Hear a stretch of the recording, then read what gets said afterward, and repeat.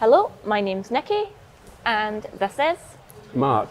I'm a theatre critic and a feature writer, and I'm very pleased to be here. So, welcome to the second episode of Lung Chats. And today, this is coming to you from the Edinburgh Zoo in the brilliant bird enclosure.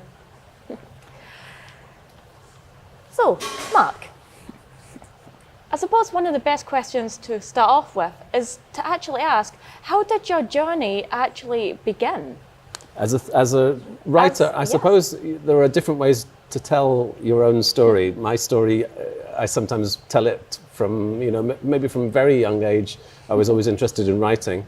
One way to tell the story is that I did a degree in drama at the University of Kent at Canterbury, and came out of that degree with an enthusiasm for theatre, but not a very clear idea about what I would like to do within theatre, whether it would be, I didn't really want to be an actor, vaguely thought I might like to be a director, perhaps I could be a playwright, but a very uncertain idea about what to do next. And what happened was that I came to Edinburgh to work in the Fringe office during the festival, and I did that 2 years running.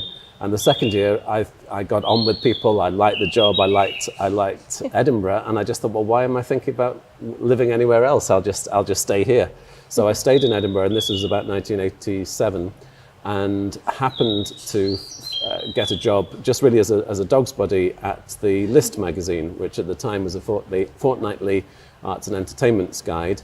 And because of my twin interests in theatre and, I suppose, writing, I started writing for the publication. I started writing for the List, even though I was really just being employed to work in the production side. And Sarah Hemming, who was the theatre editor of the List at the time, she kept on seeing me in theatres, and because I would be going to see shows at the Traverse and the Lyceum out of my own interest, and she said, "Oh, well, this is crazy. You should be writing for the magazine." So she really encouraged me and started getting me to write for the magazine. In the bits of time when I wasn't helping out on production and around the office. And so by the time she left, I was in pole position to take over from her as theatre editor. So really since the late 80s, I, in different capacities, have been writing about theatre. Uh-huh. And I suppose that writing for theatre and that, I suppose along with that kind of job, there'd be highs and lows. Yes, I think you have to be stupidly obsessed by theatre. I think that's one of the things that people often say, "Oh, wouldn't it must be." Oh, so I'll start that again. People often say that theatre critics must be cynical and dislike theatre because they're always writing negative things about it in the newspapers. But actually, if you were cynical and negative about it, you couldn't do the job for very long because you would just eat yourself up. You would become bitter and twisted, and you wouldn't be able to do it. You have to have a sort of stupid belief that the next show that you go and see is going to be the best show ever, because you want to get that joy and wonder and delight that you've had in the past, and it's possible. Theatre can be fantastic, and so what you're hoping is that the next show will be fantastic. So if you're talking about the highs and lows, the highs are seeing an amazing show. The lows are maybe being a bit disappointed on a Friday night when all your friends are having a nice time in the pub and you've gone off to see some mediocre production in a far off place, and you're getting the train back at midnight and it's delayed and it's a bit cold and so on. So those could be lows. Another way to look at it in terms of lows is that I work freelance. I work for myself, and you do just have to be very resilient and thick-skinned and prepared for people not to, you have a great idea for an article, you send it in and you don't get a reply. You don't even get a no. So you don't know whether they like it or they don't like it. And so you have to be very prepared to take knocks within the world of journalism in general. This is true of journalism in general. So, but it feels, on the whole, it feels to me that my job is more like a hobby, something that I would be doing almost if I wasn't being paid for it, because it's such an enjoyable thing to do. Mm-hmm. Well, I will admit that in doing the workshop 2 years ago, when you said about doing reviews and all that, I will admit I found that experience very enjoyable, and I loved the fact of actually going to all these different shows. I've loved a good majority of them. One or two have been a little bit let down, but I can see where you're coming from with that.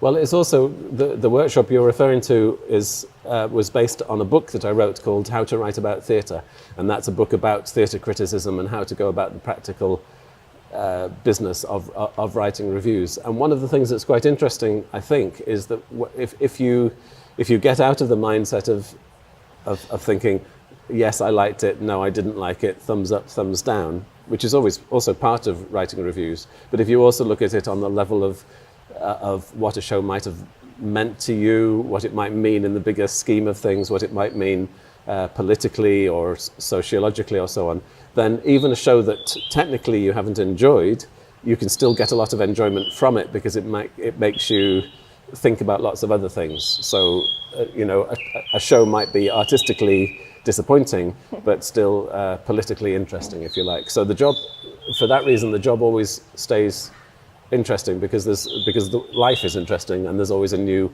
combination of people telling a new story in front of you in a slightly different way to mean that it does stay interesting. Yeah, definitely. And how did writing for The Guardian also come about, or did that also start back in the 80s as well? Oddly, I really can't remember how this happened and how I had the nerve to do it, but I did write some reviews, I think for The Observer and for The Guardian, when I was still quite young. I was still in my 20s, and I think I must have just had, I was either stupid enough or brave enough or whatever to imagine that I would be good enough to write for a national paper at that point. I can't remember. I really can't remember how it happened and why it stopped. But I did do a few then.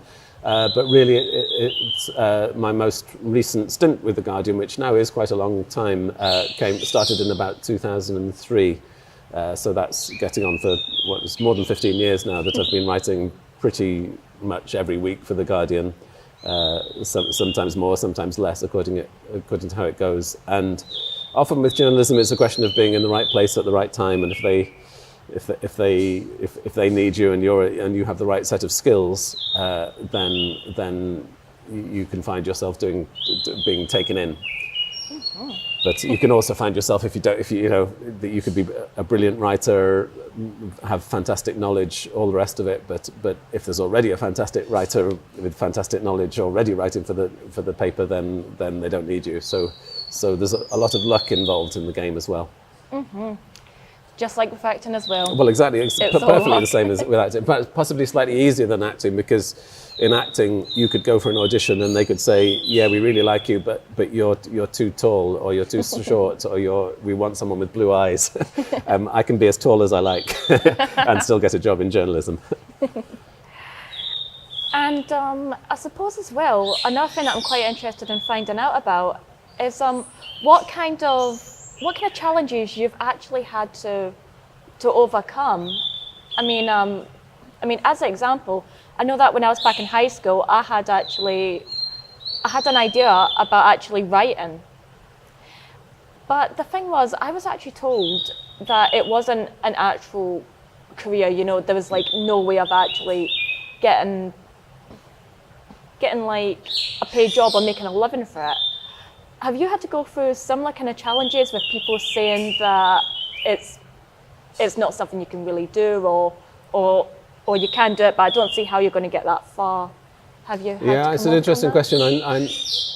I think in my own case I was lucky because, as I was just describing, I started off working at the List magazine on the production side, so I never applied for a job in journalism. I knew the publisher of the List at the time, and he gave me that job. So in a sense, I fell into it. I was in the right place at the right time, and then gradually, I started writing within the publication. So by the time, first of all, becoming theatre editor and then going freelance and working for myself, I was in a position of strength because I'd learnt on the job and I hadn't had to jump through any hoops or prove myself. I'd just done it one step at a time. So I've never been in that situation where I've had someone saying no to me, because I've just done it bit by bit by bit. But you're right. If I was trying to do what I do now, which is a whole mixture of, people use the phrase these days, portfolio career. You can be doing one thing 1 minute and another thing another minute, and that is true of my career these days. I would say it's quite varied. Sometimes I go to Edinburgh Zoo and I talk among the birds about my job. Other times I can be writing reviews. Other times I can be doing some editing. Other times I might be doing some talking, and all of it sort of fits together. And but if I'd have started trying to do that, from nothing, if I went from nothing from high school to doing what I do now, I don't know how I would have done it. But because I've done it incrementally, step by step, it's possible. And so, in terms of advice that you might give to anybody, it probably is to take baby steps and do one thing at a time, rather than trying to suddenly become the person that you imagine that you might be capable of being. Just to build yourself up. Yeah. One step on the ladder at a time. That's right. Yeah. Yeah. I mean, before you write a novel, maybe you write a short story. And before you write a short story, maybe you write a one-page essay. Each thing gets you better.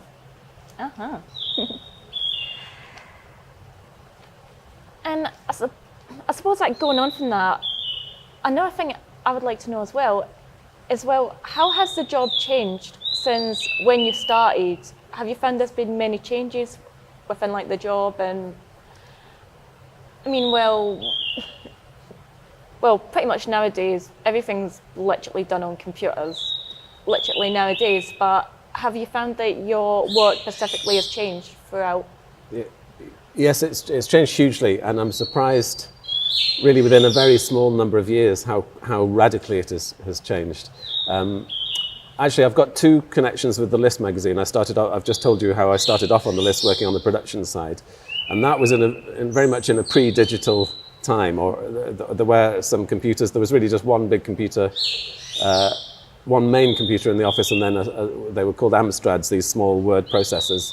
And if you would write an article, you would put it on a floppy disk, and then you would have to take that floppy disk to the bigger computer, so the bigger computer could typeset the articles, and then that disk then had to be taken down to a sort of photographic process, so that the writing, all the words could be printed out onto sort of photographic paper, which could then be taken back to the office to be laid out on cards with letter-set headings, and somebody else would have to be dealing with the photographs, so that the photographs could be turned into it was a process that basically turned the photographs into dots, so that the dots could be read by the printing machines, and then what now seems like a very complicated process to do what you can do within a moment even on Microsoft Word. And anybody can do things that used to involve several people and several functions that several different people would be doing.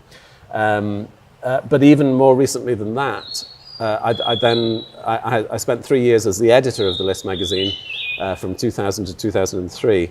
And when I started in the year 2000 at the List magazine, which was a sort of modern communications-based industry, there was one computer that was connected to the internet in the year 2000, at the start of year 2000. Admittedly, my own computer at home was more sophisticated than what was there. But I remember starting the job, and if you wanted to get emails, you would just have to queue up behind this one computer while everybody took turns to get their emails, and then you didn't have time to deal with them in the way that email is designed for. And maybe, I don't know what you would do, you would print them out or whatever, but email was not a big thing in the office until a little bit after that. Then suddenly everybody had an Apple Mac, and the computers it was all networked and all the rest of it. So we're not even talking 20 years ago. that was the case, and we're not even talking about a primitive industry. This was a publisher.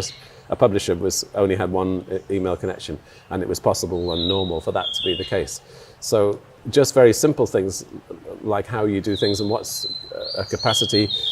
This interview now is being filmed on what looks to me like an SLR camera, but actually has digital capability. You know, that just didn't exist 20 years ago or 30 years ago, and in addition to that, the resource that the internet provides in terms of research for a journalist. If I want to know, if I want to know what shows you've been in, I can go instantly onto the Lungha website. I can see all the shows that Lungha has done in the past, and whatever details that's provided with to me.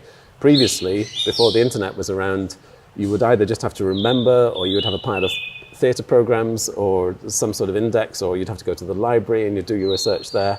And now you can go onto the Internet Movie Database and find out all the names of all the cast and crew and everything. And so I think it would be quite interesting to do some sort of PhD research to see whether the actual quality of writing and the nature of the writing has changed in that period, because people's access to knowledge is much greater than it used to be. And for better or worse. I mean, you might find that articles used to be better because people weren't hidebound by all this stuff, but you might find that they're more informative and more accurate detail in there. So yeah, it's changed hugely. Uh-huh. Even I can think of more changes in the 1990s. I was the theatre critic for the Herald, the Glasgow Herald, and that was still in the days where they would have overnight reviews. I think they sometimes do now, but not as much. So a show would finish at 10 o'clock and at night, and my deadline would be 11 o'clock at night, an hour later. So I'd have to write my review in that time. But then quite often I would be going to a phone box and phoning my review in. I didn't have a mobile phone, so I would phone my review in that I'd just written longhand on a piece of paper, and there would be a copy taker at the other end of the phone line who would be copying down what I wrote, and that would be that would then go into the newspaper, and then the next morning I would wake up, I would go to the shop, and I would buy a copy of the Herald, and there was the article I'd written last night.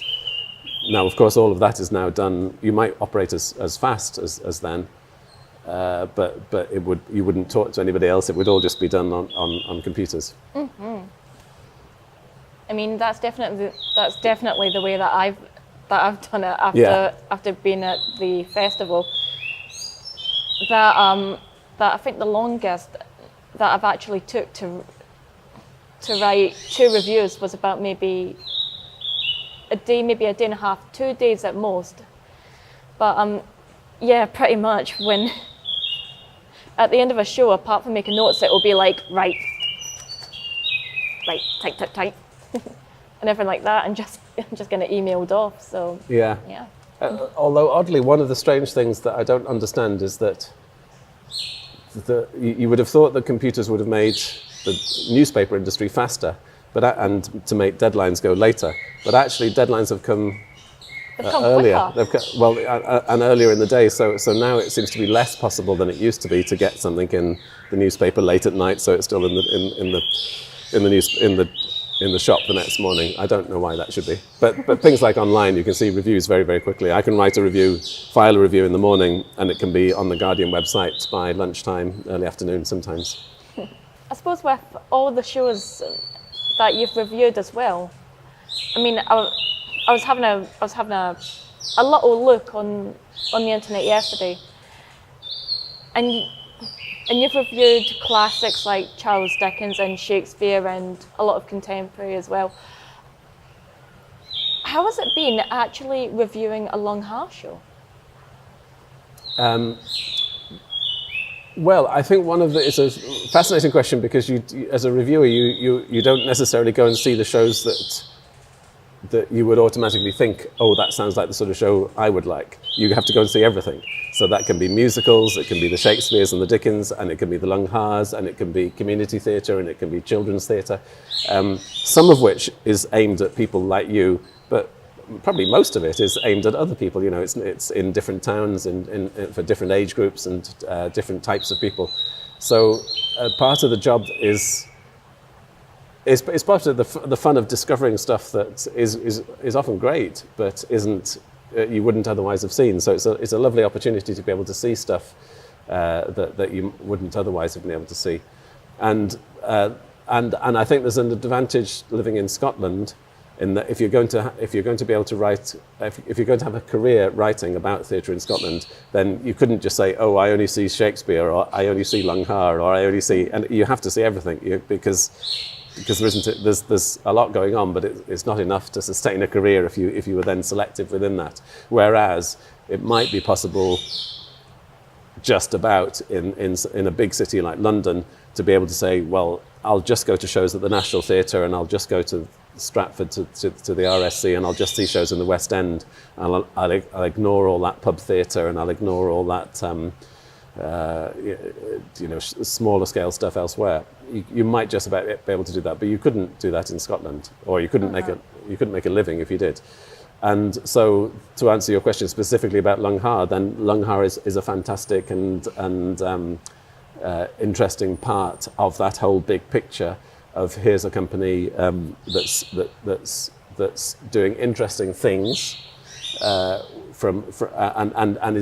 is tuning in to what is happening elsewhere in Scottish theatre. So just before this interview began, we were talking about you being involved in a choreographed dance performance. I've seen Lunghas do stuff that's devised or has been written, as often with contemporary playwrights who are writing the material, often in collaboration with companies like Gridiron that are doing interesting site-specific stuff elsewhere. I've seen a show even here at the zoo that Lungha has done. So all of those movements and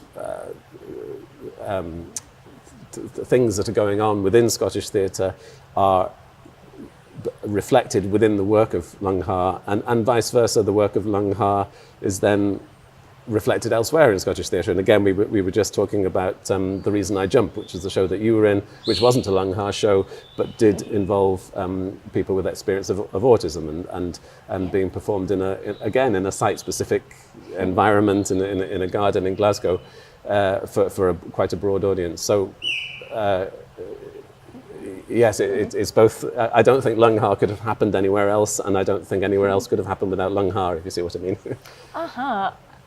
And I suppose the thing is as well, is that with theatre, and along with a lot of different companies, and not just companies with special needs either, I suppose the thing is with theatre that it's like so appealing, I actually think, is the way that it breaks down barriers and everything that it brings.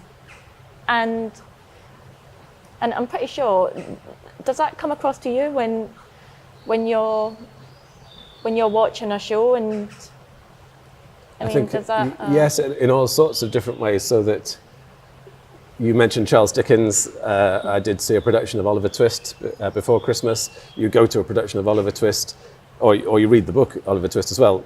And as a human being, you feel sorry for people who are poor, and angry at businessmen who are exploiting their workforce. And so theatre naturally encourages empathy. It encourages the audience to identify with the experience that's being put on the stage, whether that's disability or poverty or some sort of political conflict or whatever.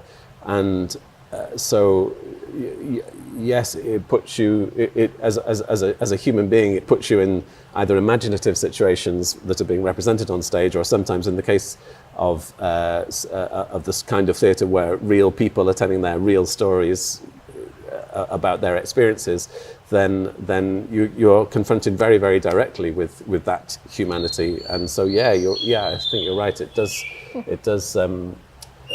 encourage that empathy. Yeah.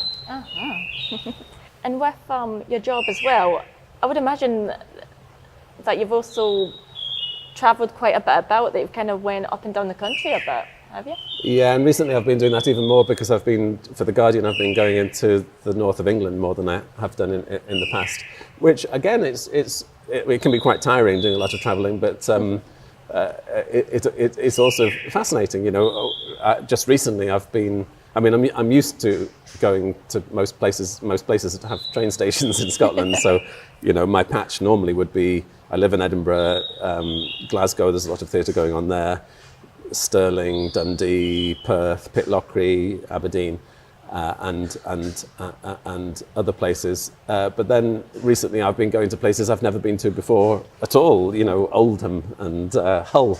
And that's really quite interesting because I find myself in the hour or two I have before the show starts just keeping my eyes open to get a sense of who lives there and what sort of people they are, how old they are, how rich do they look, how poor do they look, how happy do they look. And I think it would be a little bit extreme to say that you can definitely feel that in what I write, but it does have an influence. And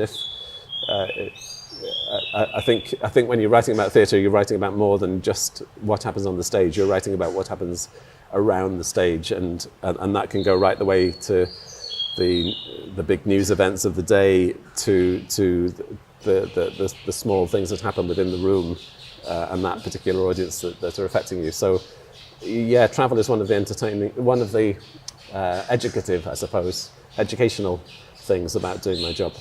Uh-huh. And I suppose as well, just like in theatre, you kind of get a tour about with it as well. A bit with all the places that you went to. Yeah.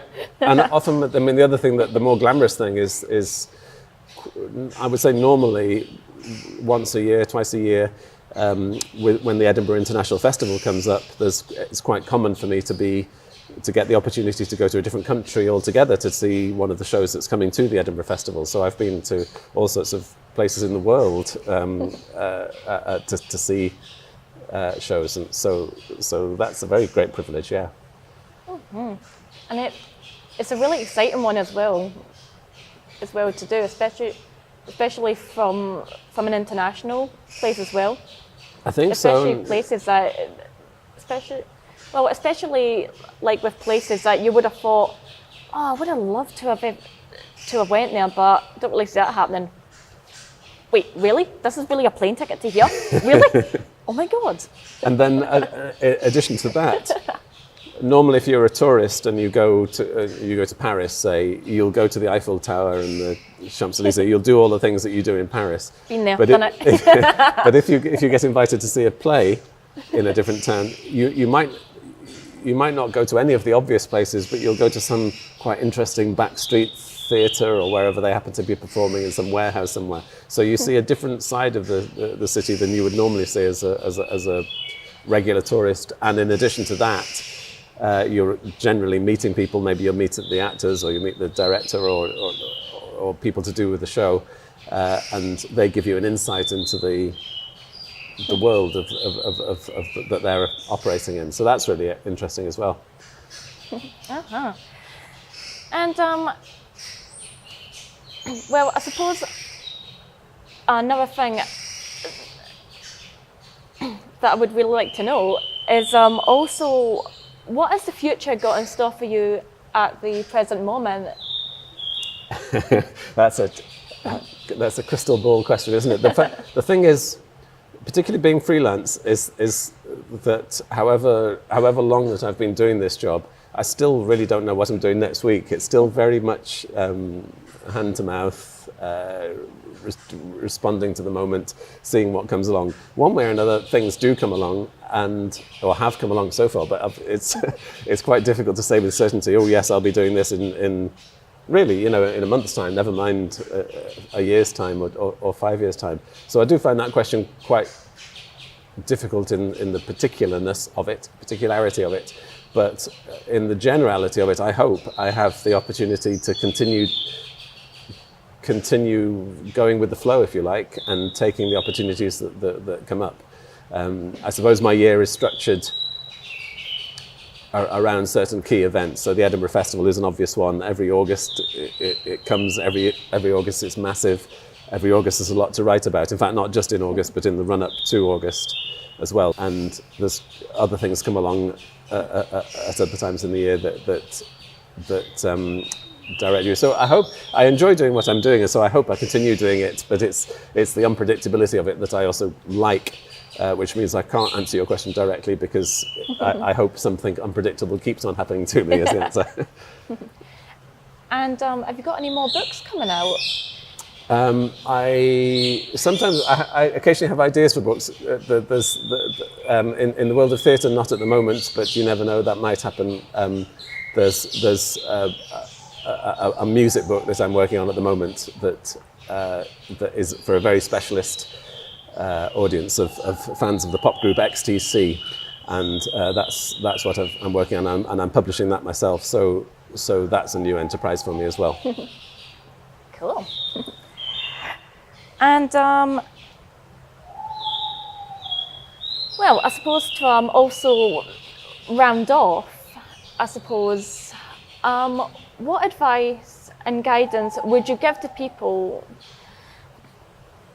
that would like to do writing, would like to review, or they would like to write books and stuff in theatre, even if it's screenplays and everything like that? What kind of advice or guidance would you actually say to those people that really aspire to really